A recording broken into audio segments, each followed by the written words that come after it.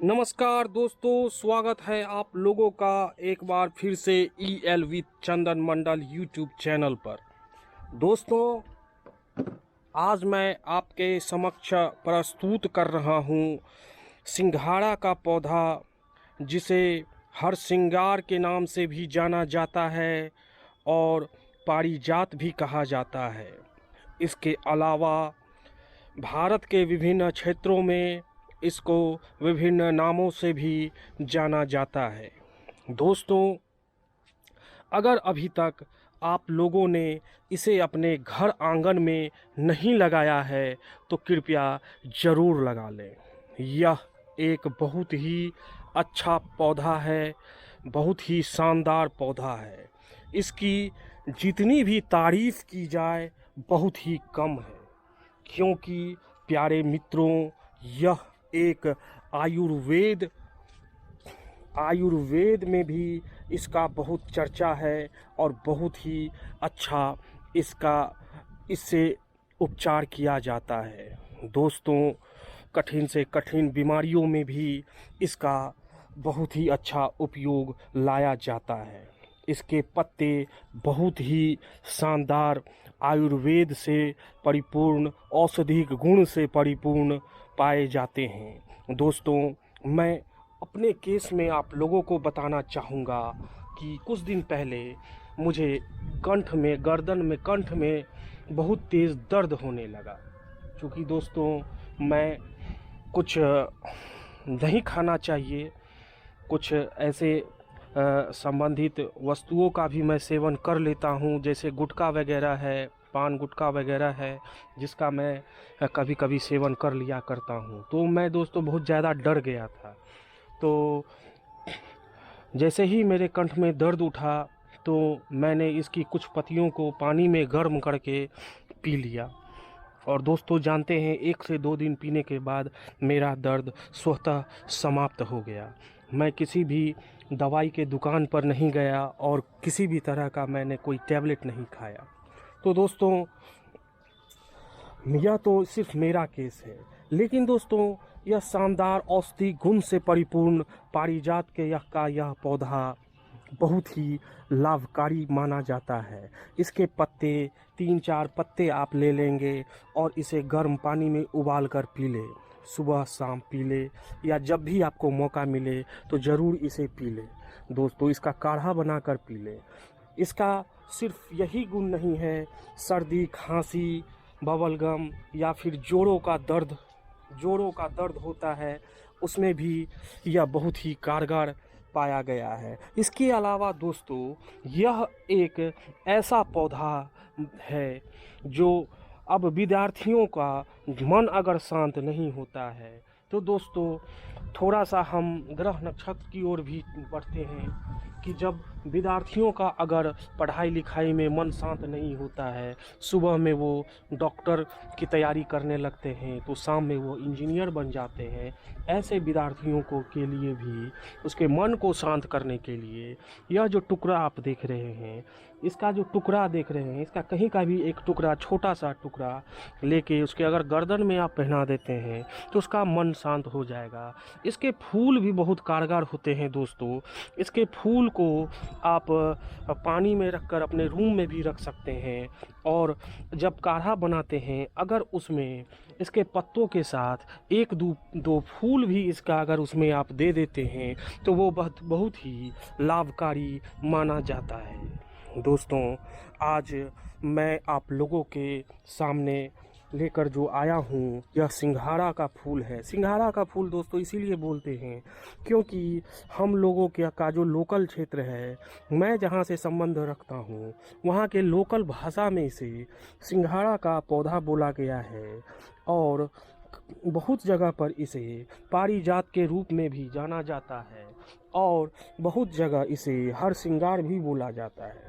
तो दोस्तों, दिसंबर के मौसम में बहुत ही ज़्यादा इसमें फूल लगता है, और यह एक ऐसा पौधा है दोस्तों कि इसमें इसका जो भी फूल लगा रहता है वह दिन में नहीं लगेगा, वह रात में लगेगा, और सुबह होते होते वह आपके पौधे के नीचे ज़मीन पर वह सारा बिछ जाएगा। बहुत ही सुगंधित पुष्प होता है। तो दोस्तों आज इसकी थोड़ी सी मैं कटाई छटाई कर देता हूँ, कारण कि यह अगस्त का महीना है और कुछ ही दिनों के बाद जब ठंड आएगी तो ठंड में दुर्गा पूजा के समय में इसमें ढेर सारे फूल लगने शुरू हो जाएंगे। तो दोस्तों मैं पहले इसकी थोड़ी सी कटाई छटाई ऊपर से कर देता हूँ ताकि इस पर और भी घने इसका ब्रांचेज इस पर निकले। तो दोस्तों मैं इसकी कटाई अब शुरू कर रहा हूँ। इसे काट देने से अभी क्या होगा कि बहुत ही तेज़ इस पर और भी ब्रांचेज आएंगे और भी यह घना हो जाएगा। और घना होने के बाद दोस्तों क्या होगा कि ढेर सारे और इस पर फूल लगेंगे और यह बहुत ही लाभकारी है, शुभकारी है दोस्तों।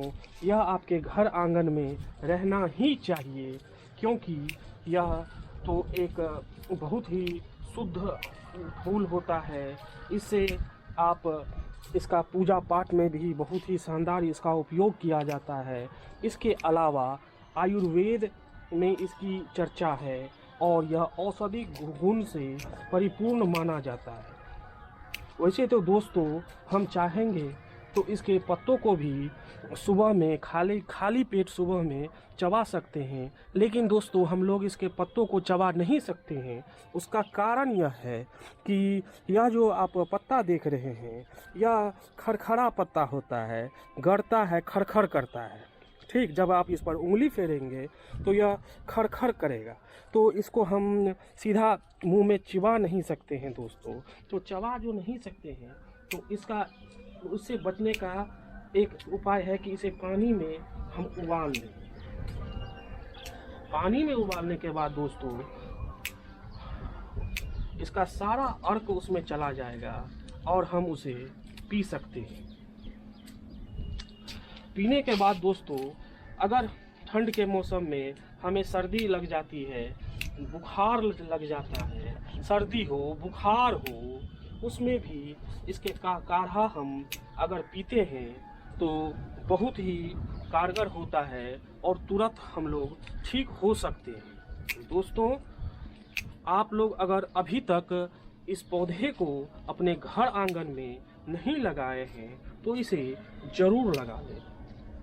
दोस्तों अभी मैं इसे कटाई इसीलिए कर रहा हूँ कि आने वाले कुछ ही दिनों में यह घना रूप लेगा और घना रूप लेने के बाद क्या होगा दोस्तों कि इस पर ढेर सारे और जो ब्रांचेज आ जाएंगे। ब्रांचेज आने के बाद उस पर और भी ढेर सारे फूल लगेंगे और फूल जो कि बहुत ही खूबसूरत होते हैं, बहुत ही इसका सुगंधित पुष्प होता है। वह सुगंधित पुष्प हम लोगों के यहाँ बहुत उपयोग किया जाता है। दोस्तों आप लोगों के जानकारी के लिए मैं बता दूं कि हमारे अगल बगल का जो देश है, चाहे वो चीन हो, जापान हो, ढेर सारे जगह पर इसे चाय के रूप में, इनकी पत्तियों का उपयोग चाय के रूप में किया जा रहा है और वर्षों से किया जा रहा है। तो दोस्तों हम लोग इस पारिजात के पौधे से क्यों नहीं इसका उपयोग करें, जो इतना अच्छा माना गया है। तो करना ही चाहिए दोस्तों, करना ही चाहिए। और इनके पत्तों से ऐसे, इसके पत्तों में, इसके फूल में, इसके जड़ में, इसके छाल से इतना अच्छा औषधिक गुण है, लाभकारी गुण है, तो इसका प्रयोग हम लोगों को ज़रूर करनी चाहिए। और दोस्तों जैसा कि आप लोग देख पा रहे हैं अभी मैं इसकी ये छटाई कर रहा हूँ और छटाई करने के कुछ ही दिनों के बाद जब इस पर घने पत्ते और ढेर सारे शाखाएं आ जाएंगे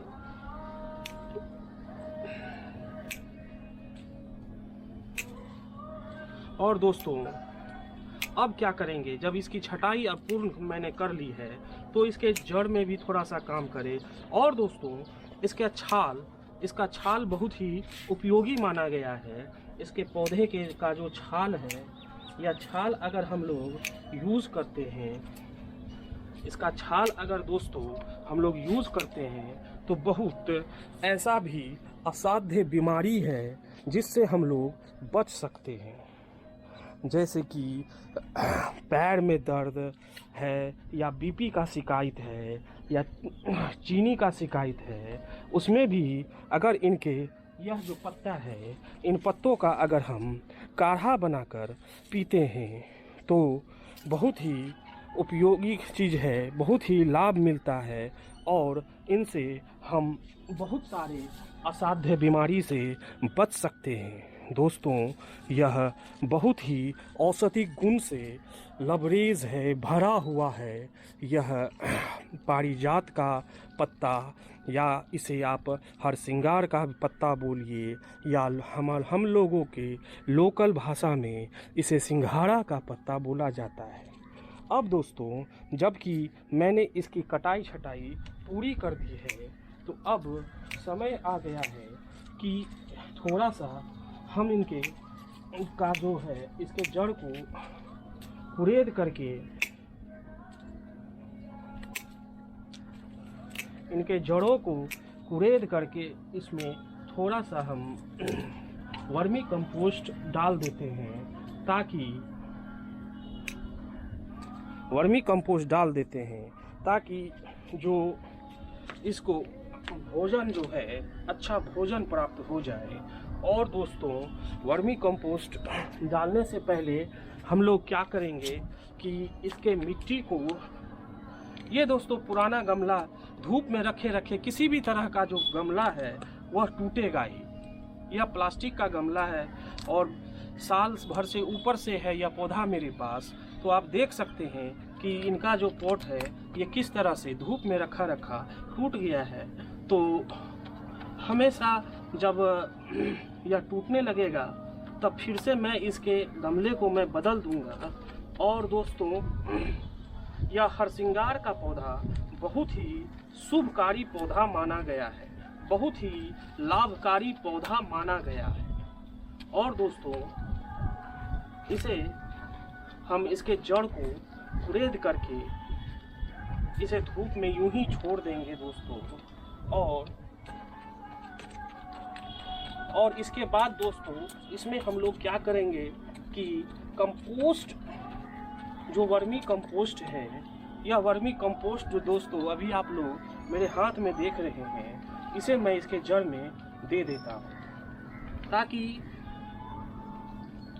कुछ ही दिनों में यह बहुत ज़्यादा घना हो जाए। और दोस्तों, वर्मी कंपोस्ट देने के बाद इसके मिट्टी को मैं खुरपी की मदद से थोड़ा सा इसे मिट्टी में मिला देता हूँ। और भी दोस्तों, आप लोग जानते होंगे कि यह हरसिंगार का पौधा हम लोगों के जीवन के लिए एक अमृत की तरह है। जिस तरह से समुद्र मंथन में यह अमृत निकला था, उसी तरह से दोस्तों यह पौधा भी हम लोगों के लिए उतना ही लाभकारी है। और कथाओं में तो बोला गया है दोस्तों कि इसे श्री कृष्ण भगवान स्वर्ग से धरती पर लेकर आए थे। तो दोस्तों, इसमें मैंने कंपोस्ट भी डाल दिया, इसके जड़ों को कुरेद भी दिया और इसकी कटाई छटाई भी कर दी। अब कुछ ही दिनों के बाद जब यह पूर्ण इसमें शाखा आ जाएगा और इस पर घने पत्ते आ जाएंगे, तब दोस्तों दिसंबर के महीना में जब इस पर फूल लगेंगे, पुष्प लगेंगे, तब मैं आप लोगों को दिखाऊंगा कि इसका पुष्प किस तरह का होता है। और दोस्तों, इनके जो पत्ते हैं, ये पत्ते आप लोग जो देख रहे हैं, इन पत्तों का काढ़ा बनाकर अगर हम लोग पीते हैं तो बहुत सारे जो असाध्य बीमारी हैं, उन बीमारियों का से भी हम लोग बच सकते हैं। तो क्यों नहीं दोस्तों ऐसे औषधि गुण से लबरेज पौधे को अपने घर आंगन में रोपे। यह वास्तुशास्त्र के दृष्टिकोण से भी अच्छा माना गया है। अगर आप नहीं भी कुछ करते हैं तो इनके पौधे को अगर आप अपने घर आंगन में लगा लेते हैं तो एक विशेष प्रकार का एनर्जी वहाँ प्राप्त होता है और कलह क्लेश वहाँ से दूर होता है, लड़ाई झगड़ा नहीं होती है, बच्चों को पढ़ने में ज़्यादा मन लगता है। जहाँ पर बच्चे पढ़ाई करते हैं वहाँ पर इनके पुष्प को भी एक कटोरी में जल भरकर उसमें रख दें तो उससे एक सुगंधित माहौल तैयार होता है, शांतिपूर्ण माहौल तैयार होता है और वह मन को शांत करता है और पढ़ाई में एकाग्र स्थापित करता है। तो दोस्तों, यह हरसिंगार का पौधा है, यह पारिजात है, यह सिंघाड़ा है। दोस्तों, मैं इसे बारंबार मैं प्रणाम करता हूँ क्योंकि यह सिर्फ एक पुष्प का पौधा नहीं है, यह एक औषधि गुण से लबरेज पौधा है, औषधि गुण से भरा हुआ पौधा है। तो दोस्तों, क्यों नहीं हम लोग अपने वाटिका में, अपने बगिया में, अपने घर आंगन में इस पौधे को लगाएं। जय सिंघाड़ा, जय पारिजात, जय हरसिंगार। मिलते हैं दोस्तों अगले वीडियो में, तब तक के लिए धन्यवाद। और चलते चलते दोस्तों, कृपया चैनल को सब्सक्राइब जरूर कर लें, बेल आइकन जरूर दबा दें, लाइक करें, कमेंट करें और अपने अन्य फूल प्रेमी मित्रों में इस वीडियो को ज़्यादा से ज़्यादा शेयर करें। धन्यवाद।